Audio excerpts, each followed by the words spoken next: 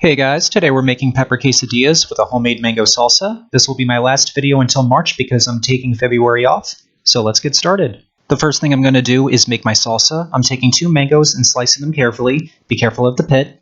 And to cube them, I'm just taking my chef's knife and cutting the surface. You don't want to cut all the way through.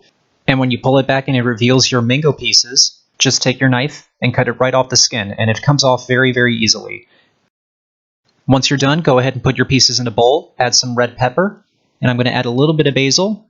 You could also add mint if you'd like to. I'm also adding some salt and some lime juice, and I'm using a whole lime. And I'm just going to give this a good toss, and once I'm done with this, I'm just going to cover it and put it in the fridge while I make the rest of my meal.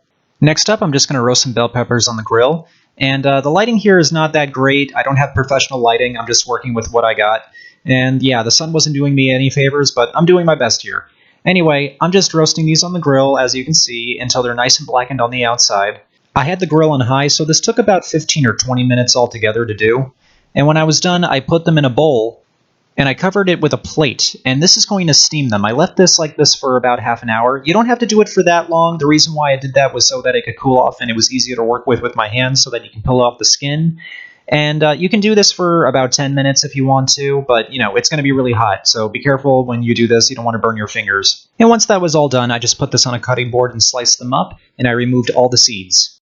And now it's time to actually make the quesadillas, and I'm making this on my griddle. I find this easier because you can make more than one at the same time, but you can make this in a pan if you want to. And I'm just going to take some vegetable oil and just put it all over the grill. You don't want too much. And I'm just going to put my flour tortillas on top of this. You can use large flour tortillas or even corn tortillas if you'd like. I just prefer to use the smaller ones because I like to make little individual quesadillas.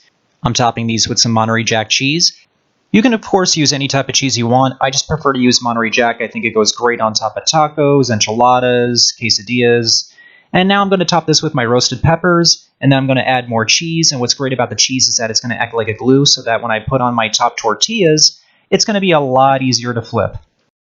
These cooked at 350 for about 2 or 3 minutes on each side. Just make sure you check them every once in a while. You don't want them to overcook. And once they're all done, just go ahead and take them off the griddle, and that's it. Once again, I'm very sorry about the lighting. If I ever get a crew of people to help me with these videos, I'll definitely have professional lighting, and these videos will look a lot better. But I'm not quite there yet. Anywho, slicing these up now. And check out that cheese stretch. Doesn't that look good? And guys, that's it. That's it for these quesadillas. I served them with my mango salsa and some sour cream. And these came out so good. They're fun, they're easy to make, and it's such a refreshing meal. Definitely try this one out.